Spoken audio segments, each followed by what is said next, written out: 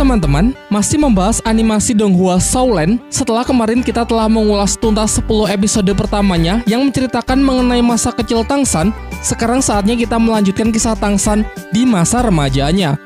Jadi bagi kalian yang belum sempat nonton bagian pertamanya, saya sarankan untuk menontonnya terlebih dahulu ya. Dan sebelum mulai, saya akan selalu memberikan peringatan spoiler warning, karena pastinya konten ini akan mengandung banyak spoiler. Baiklah, tanpa berlama-lama, mari langsung saja kita mulai. Berlatar waktu 5 tahun pasca Tangshan berpisah dengan sang ayah bersama adik angkatnya Xiaowu, kini Tangshan remaja telah lulus dari Akademi Naoding sehingga perlu mendaftar ke akademi yang memiliki jenjang lebih tinggi.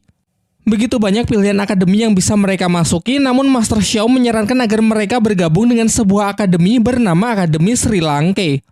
Di tengah perjalanan mereka memutuskan untuk singgah di sebuah hotel yang ternyata cuma tersisa satu kamar. Sebelum Tangshan dan Xiaowu sempat check-in, seorang pria playboy datang dan menyela ingin mendahului Tangshan mengambil kamar terakhir tersebut.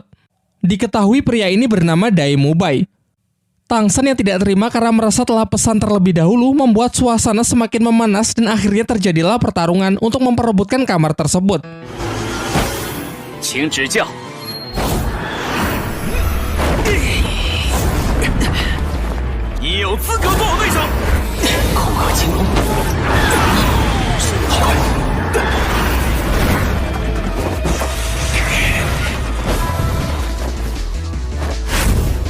Diperlihatkan kalau Dai Mubai ini adalah seorang master roh berjenis hewan harimau putih dengan kekuatannya yang berada di level 37. Sedangkan Tangshan berjenis rumput biru perak namun memiliki level yang lebih rendah yaitu 29. Akan tetapi baik tipe kekuatan roh pelindung maupun perbedaan level yang tak begitu jauh belum cukup untuk bisa menentukan siapa yang lebih kuat. Rumput biru perak milik Tangshan sangatlah fleksibel dalam bertahan maupun melancarkan serangan.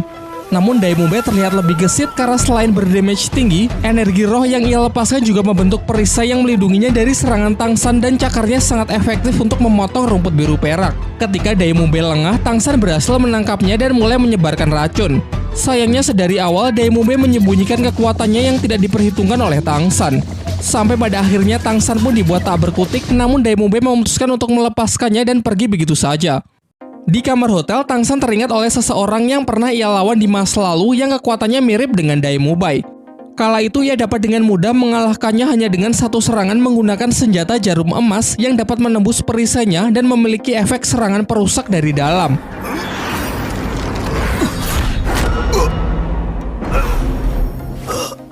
Besoknya Tangshan mengajak Xiaowu berkeliling untuk mencari material dari senjata rahasianya. Sampailah mereka ke sebuah toko barang antik dan di sana Tangshan melihat bongkahan batu yang istimewa. Si pemilik toko pada awalnya mempermainkan Tangshan dengan memberikan harga yang sangat mahal.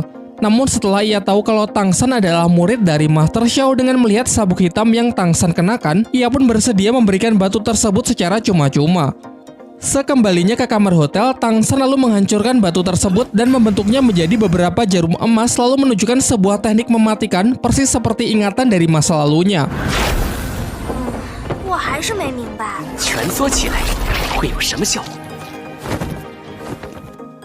Singkat cerita, bersama Xiaowu ia telah sampai di tempat pendaftaran Akademi Sri Lanka.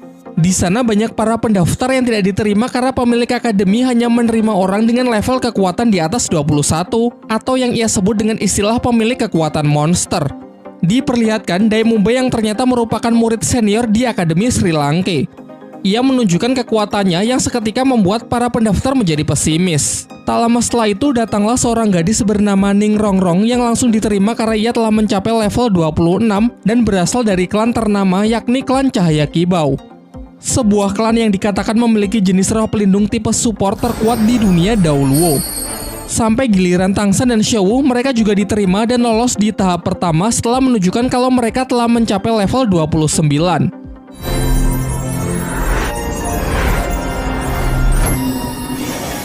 Dai Mubai lalu diperintahkan untuk mengantar mereka menuju tes berikutnya karena untuk menjadi murid Akademi Sri Lanka mereka harus lolos dalam 4 tes. Sembari menjelaskan kalau sebenarnya ia tengah mencari seorang pasangan yang serasi dengan roh pelindung miliknya. Karena dikatakan kalau penggabungan dua kekuatan roh pelindung yang serasi akan melahirkan sebuah kekuatan baru yang sangat kuat. Memasuki gedung akademi yang terlihat kurang meyakinkan. Tangsan di sana bertemu dengan seorang pria yang menawarkan sosis bernama Oishike. Oishike merupakan murid Akademi Sri Lanka yang seangkatan dengan Daimubei dan memiliki kekuatan roh pelindung yang sangat unik, yaitu tipe support makanan. Salah satu yang menjadi skill andalannya adalah menciptakan sosis pemulih stamina. Sementara itu, Daimubei membawa satu pendaftar lagi yang lolos tes tahap pertama yang bernama Suying. Ia telah mencapai level 27 dengan kekuatan roh pelindung jenis hewan kucing neraka. Singkat cerita, diajaklah mereka berempat untuk mengikuti tes terakhir karena kekuatan mereka berempat yang dinilai sudah sangat kuat sehingga tak perlu mengikuti tes kedua dan tes ketiga. Dalam perjalanan, Daimubei menjelaskan bahwa Akademi Sri Lanka berdiri secara independen tanpa terikat dengan kerajaan manapun. Selain itu, tercatat hanya memiliki 42 murid sejak didirikan 20 tahun yang lalu, sehingga rata-rata hanya menerima 2 murid saja per tahun. Kedua hal inilah yang menjadi alasan mengapa akademi ini sangatlah miskin. Sang kepala akademi memegang prinsip bahwa lebih baik akademinya ditutup daripada hanya menerima orang-orang lemah. Bahkan akademi juga memiliki standar yang tinggi dengan menargetkan bahwa seorang siswa harus bisa mencapai level lebih dari 40 sebelum berusia 20 tahun. Hanya sedikit orang yang berhasil lulus dari akademi, sisanya bahkan ada yang mati saat berburu siluman roh demi berusaha meningkatkan level. Daimubei lalu memperkenalkan para calon murid baru dengan salah satu guru yang dipanggil Guru Zhao, seorang master roh yang sudah mencapai level 76. Karena terlalu bersemangat melihat para murid baru di tahun ini yang lumayan berpotensi, Guru Zhao pun mengubah tes ke tahap keempat yang awalnya pertarungan melawan Daimubei, kini justru ia ambil alih. Dengan kata lain, mereka berempat harus bertarung melawan Guru Zhao di tes kali ini. Guru Zhao merupakan master roh yang telah mencapai level 76 dengan kekuatan roh pelindung tipe hewan beruang berbulu emas, memiliki pertahanan super kuat, dan dikatakan sama sekali tidak punya kelemahan. Kemudian Guru Zhao menyampaikan aturan, yaitu jika mereka bisa bertahan sampai satu dupa habis terbakar, maka mereka akan dinyatakan lolos. Namun sebaliknya, jika mereka tidak bisa, maka mereka harus pulang. Ia lalu memberikan waktu kepada Tangsan dan yang lainnya untuk saling bekerja sama dan berdiskusi sebelum pertarungan dimulai. Tangsan pun menginisiasi untuk membuat rencana kerjasama, dimulai dari memperkenalkan kekuatan mereka masing-masing. Suying memiliki roh pelindung bernama kucing neraka bertipe assassin yang mengandalkan kecepatan tinggi. Sedangkan Ning Rongrong adalah tipe support yang memiliki roh pelindung berwujud pagoda cahaya 7 bintang. Dua skillnya yaitu memberikan buff kecepatan dan kekuatan 30% kepada target yang ia kehendaki. Setelah formasi terbentuk, pertarungan pun dimulai.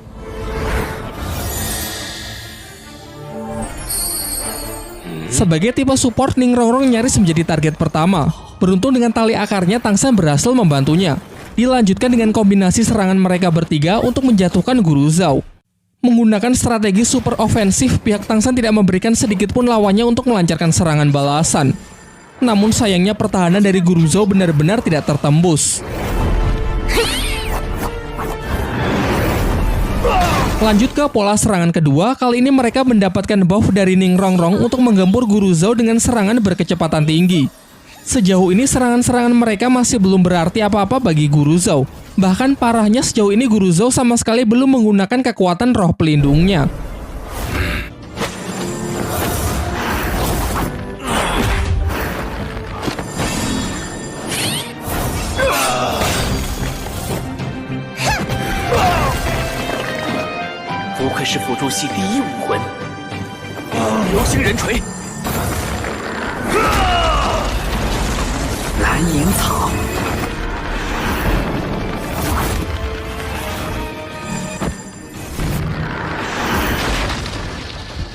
Fatality.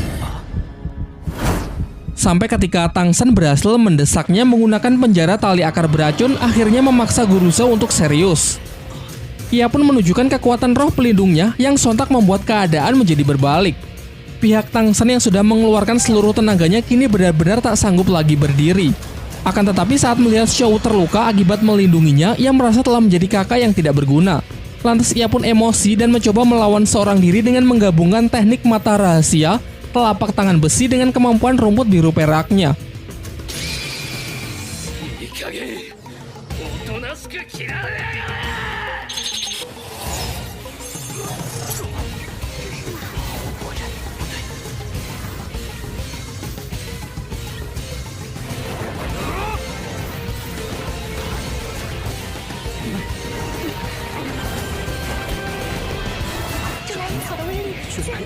Terbukti cara ini cukup efektif untuk bisa sedikit mengimbangi Guru Zhou. Tetapi Guru Zhou kembali mengamuk dengan melepaskan skill cincin roh keempatnya yang berumur puluhan ribu tahun. Teknik tersebut dapat meningkatkan kekuatan gravitasi di area yang ia kehendaki. Sementara Tang San yang tak berhenti berpikir sedikit belajar dari pertarungan melawan Dai Mumbai kemarin. Ia memanfaatkan skill kedua yang bernama Rotan Hantu, yaitu kemampuan parasit rumput biru peraknya untuk membatasi pergerakan dari Guru Zhou. Dan akhirnya dengan usaha yang keras, ia dapat menembus pertahanan dari teknik perisai roh pelindung tipe hewan tersebut. Guru Zhou yang mulai kewalahan menggunakan skill dari cincin roh kelimanya, yaitu gravitasi super kuat Black Hole. Di puncak pertarungan karena benar-benar sudah terpojok, Tang San pun terpaksa menggunakan kekuatan dari roh pelindung keduanya, yaitu hantaman keras palu Hotien yang sama sekali tak bisa ditangkis. Dai Mumbai lalu memanggil Oishike untuk mengeluarkan sosis pemulihannya guna mengobati semua orang yang sedang terluka. Pasca duel yang sangat sengit tersebut, Guru Zhou mengakui kehebatan dari Tang San dan memutuskan untuk meluluskan mereka semua dalam tes kali ini. Selain itu, Tang San juga membantunya mengeluarkan jarum beracun yang tertanam di tubuh Guru Zhou. Di malam harinya, Guru Zhou dikejutkan dengan suara misterius yang memanggilnya dari luar akademi. Ia pun bergegas untuk mengikutinya sampai masuk ke dalam hutan. Tak lama setelah itu, muncullah sosok pria berjubah hitam, namun Guru Zhou sama sekali tak bisa mengenalinya. Dengan melihat beberapa cincin roh tingkat tinggi yang melingkar di tubuhnya, terungkap bahwa sosok misterius itu ternyata adalah seorang master roh dengan gelar Dao Luo yang sontak membuat Guru Zhou gemetar ketakutan karena menyadari perbedaan kekuatan mereka yang terpaut terlalu jauh. Ialah Master Hotien yang bernama Tang Hao, ayah dari Tang San, pemilik roh pelindung legendaris palu Hotien. Tujuan ia datang ke sini adalah untuk memberi pelajaran kepada Guru Zhou supaya tahu bagaimana rasanya ditindas oleh orang yang memiliki level jauh di atasnya. Tak lama setelah itu, Pak Kepala Akademi Sri Lanka pun datang dan menunjukkan kekuatan roh pelindungnya yang berwujud roh burung hantu dengan level kekuatan 78. Ia bernama Flander. Namun di sini ia langsung menyadari kalau orang di depannya adalah Tang Hao, orang terkuat bergelar Dao Luo. Ia pun langsung menunjukkan rasa hormatnya. Tetapi Tang Hao yang terlanjur emosi karena Guru Zhou telah berani mengganggu putranya, ia pun memberinya pelajaran serupa agar tidak menindas orang yang lebih lemah. Setelah ia puas menghajar Guru Zhou sampai babak belur, Tang Hao pun membiarkannya tetap hidup dan berpesan agar mereka menjaga putranya dengan baik di akademi ini. Keesokan harinya diperlihatkan Tang San yang sudah siuman dari pingsannya, ditemani seniornya Oishike yang semalaman menjaganya. Ia lalu menawari Tang San untuk memakan sosisnya untuk mempercepat proses penyembuhan. Namun Tang San menolaknya dan lebih memilih untuk melakukan kultivasi. Setelah kondisinya membaik, Tang San pergi ke tempat pertarungan sebelumnya. Di sana ia membersihkan belasan jarum beracunnya yang sempat ia gunakan untuk melawan Guru Zhou. Sembari itu, ia mulai berpikir untuk meningkatkan efektivitas dari senjata rahasianya seperti saat masih di kehidupannya dulu. Karena pasti di masa depan ia akan bertemu dengan orang-orang yang jauh lebih kuat. Kemudian ia bergegas pergi ke kamar Xiao Wu untuk melihat kondisinya yang ternyata juga sudah membaik. Kemudian Tang San meminta maaf karena kemarin ia tak bisa menepati janjinya untuk melindungi Xiao Wu. Tetapi Xiao Wu sama sekali tak menyalahkan Tang San karena memang Guru Zhou lah yang terlalu kuat. Saat tengah berkeliling desa, di tengah jalan mereka menyaksikan pertengkaran seorang laki-laki gendut dengan pacarnya. Diketahui bahwa pria ini juga merupakan murid Akademi Sri Lanka yang seangkatan dengan Oishike dan Dai Mumbai yang bernama Mang Hao Jun. Xiao Wu yang merasa geram melihat perbuatan kasar Mang Hao Jun terpaksa ikut campur. Begitu pula Tang San yang ingin melindungi adiknya. Karena merasa kesal dengan orang-orang yang berani mencampuri urusannya, ia pun memulai pertarungan. Mang Hao Jun ini memiliki level yang setara dengan Tang San, dengan kekuatan roh pelindung jenis hewan yang sangat istimewa, yaitu kekuatan Phoenix Api. Berdasarkan apa yang telah diajarkan oleh Master Xiao, hewan jenis Phoenix termasuk jajaran hewan terkuat yang memiliki serangan yang sangat bagus. Skill pertamanya adalah roh Phoenix berwujud ayam merah yang terlihat imut, namun ledakannya memiliki daya hancur yang lumayan besar.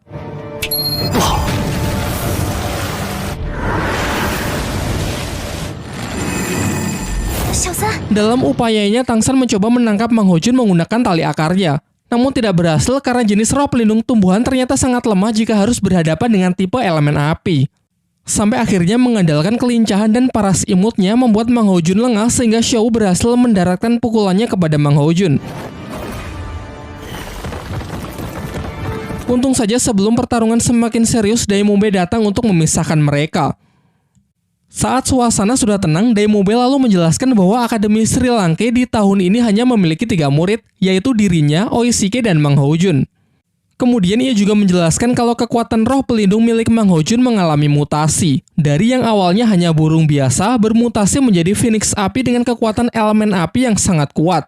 Namun bisa dikatakan kalau mutasi tersebut tidaklah sempurna karena memiliki efek samping, yaitu akan membuatnya cepat emosi dan kehilangan kendali atas dirinya sendiri. Saat hal itu terjadi, ia bisa membakar apapun yang berada di dekatnya. Singkat cerita, semua murid, baik senior maupun para murid baru dikumpulkan untuk bertemu Kepala Akademi Sri Lanka yang bernama Flander, yang juga merupakan pendiri dari akademi ini. Dalam sambutannya, ia mengucapkan selamat kepada para murid baru yang mulai sekarang akan menjadi bagian dari Akademi Sri Lanka. Kemudian ia memerintahkan Oishike dan Ningrongrong untuk berlari mengelilingi desa sebanyak 20 putaran. Sementara Daemube dan Mang Hojun ditugaskan untuk menyampaikan segala aturan akademi kepada para murid baru. Namun sebelum itu, Flander mengajak Tangsan bicara 4 mata untuk menanyakan bagaimanakah kabar dari Master Xiao. Lalu Tangsan memberikan surat dari Master Xiao yang dititipkan kepadanya sebelum berangkat. Entah apa isi surat tersebut, yang pasti hal itu membuat Flander merasa sangat gembira. Sementara itu, kita diperlihatkan kerajaan klan Qibao yang juga merupakan tempat asal dari Ningrongrong. Terlihat di sana ada ayah Ningrongrong yang bernama Feng Zi. Tengah mendapatkan laporan dari seorang pendekar pedang bernama Jiansu mengenai Ningrongrong yang telah melarikan diri dan memilih bergabung dengan Akademi Sri Lanka. Sang ayah cukup merasa lega setelah tahu bahwa Akademi Sri Lanka adalah akademi yang cukup baik. Namun Jiansu yang merupakan paman dari Ningrongrong merasa sedikit cemas dan ingin memastikannya sendiri. Kembali ke Akademi Sri Lanka, semua murid kembali dikumpulkan termasuk Ningrongrong dan Oishike yang telah menyelesaikan lari 20 putarannya. Di sini Flander menanyakan kepada mereka apakah mereka berdua telah menyelesaikan tugas yang ia berikan. Dengan ekspresi ragu, Oishike pun mengiyakan pertanyaan tersebut. Namun Flander tahu kalau Oishike telah berbohong dengan mencoba melindungi Ningrongrong. Ternyata ia sendiri diam-diam telah mengawasi mereka. Oishike memang telah menyelesaikan 20 putarannya. Namun Ningrongrong baru 1 putaran malah pergi jalan-jalan ke kota untuk makan-makan. Hal ini jelas membuat Flander sangat marah karena Ningrongrong telah melanggar peraturan akademi di hari pertamanya. Ia kemudian memberinya 2 pilihan. Ingin pergi dari akademi atau meminta maaf dan berjanji tak akan mengulanginya lagi. Akan tetapi dengan nada yang angkuh, Ningrongrong malah mengatakan bahwa Akademi Sri Lanka hanyalah akademi kecil dan Flander bukanlah siapa-siapa. Menurutnya dengan statusnya sebagai anggota klan Cahaya Qibao, ialah yang terkuat di antara murid-murid lain. Kemudian Flander kembali mempertegas bahwa Daemube, Mang Hojun, Su Ying, Xiao, dan Tangsan masih jauh lebih kuat darinya dari segi kekuatan tempur. Sementara Oishike terlahir dengan bakat yang luar biasa dengan roh pelindung tipe support yang sangat istimewa. Mendengar hal itu membuat Ningrongrong menangis dan berlari meninggalkan mereka. Flander kemudian menyuruh Oishike untuk pergi menenangkan Ningrongrong karena tujuan ia sebenarnya hanya untuk memberinya pelajaran tanpa ada maksud untuk mengusirnya. Singkat cerita, pada malam harinya, sebagai latihan pertama, para murid diajak pergi ke kota untuk mengikuti sebuah turnamen. Turnamen tersebut adalah sebuah ajang pertarungan para Master Roh yang mungkin memiliki level di atas mereka.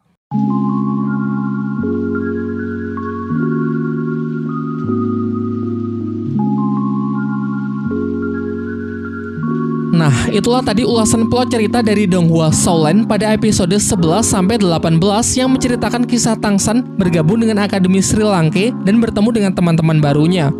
Tolong jangan close video ini dulu ya, karena sekarang saatnya kita membahas mengenai detail menarik dari tiap-tiap scene, memberikan opini dan penilaian pribadi. Begitu banyak karakter baru yang diperkenalkan di beberapa episode ini. Namun lagi-lagi ada perbedaan sifat dari versi live action pada beberapa karakter.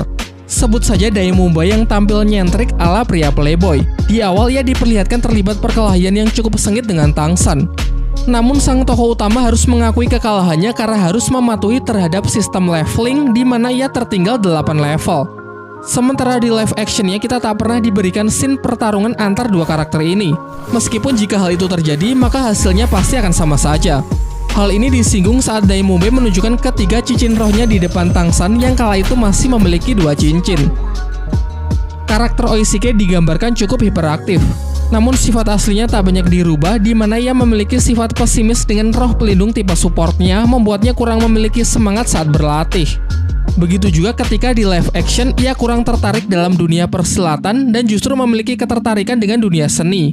Mengingat adegan ketika seluruh siswa bekerja sama melawan Guru Zhao merupakan scene yang paling saya suka, karena kita benar-benar diperlihatkan pertarungan yang jauh lebih badas ketimbang versi live actionnya. Dan kerennya lagi, di scene ini Tang San seolah-olah melanggar hukum dari power scale yang telah disepakati di awal, di mana sangat mustahil seorang Master Roh bisa menandingi Master Roh lain yang memiliki level lebih tinggi. Tang San berada di level 29, sementara Guru Zhao berada di level 76. Hal ini bisa terjadi karena ternyata selain sistem leveling, ada faktor lain yaitu kemampuan yang bisa disebut sebagai kekuatan non-roh pelindung.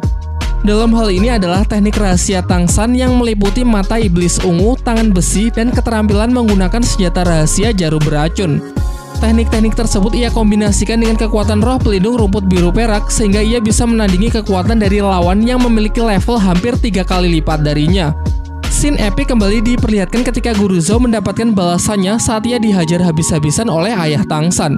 Bahkan Flander mengatakan meski mereka berdua mengeroyok Tang Hao, mereka tetap tak akan bisa menang. Karakter Guru Zhao juga sempat dimunculkan di versi live actionnya dengan porsi yang kurang lebih sama, meski versi live actionnya lebih memiliki sifat seorang guru yang bijaksana. Lanjut ke karakter Mang Hao Jun yang memiliki tampilan jauh berbeda dari versi live actionnya. Digambarkan sebagai laki-laki gendut yang suka menggoda gadis-gadis desa, namun malah dijauhi karena memiliki kekuatan yang mengerikan. Di sini ia diperkenalkan sebagai murid senior Akademi Sri Lanka yang seangkatan dengan Daimumbe dan Oishike. Lagi-lagi berbeda dengan versi live actionnya yang justru menjadikannya murid terakhir dengan proses perekrutan yang sangat dramatis dan memiliki konflik personal yang begitu kompleks. Di sana ia digambarkan sebagai murid paling muda yang memiliki sifat sangat polos. Kalau boleh jujur, sebenarnya saya sangat menantikan karakter Hu Lena dimunculkan juga di episode kali ini, karena karakternya yang misterius di awal cukup memberikan suasana yang berwarna. Namun di sini karakter misterius justru diisi oleh Su Ying yang di sepanjang episode tak diberikan dialog maupun cerita personalnya.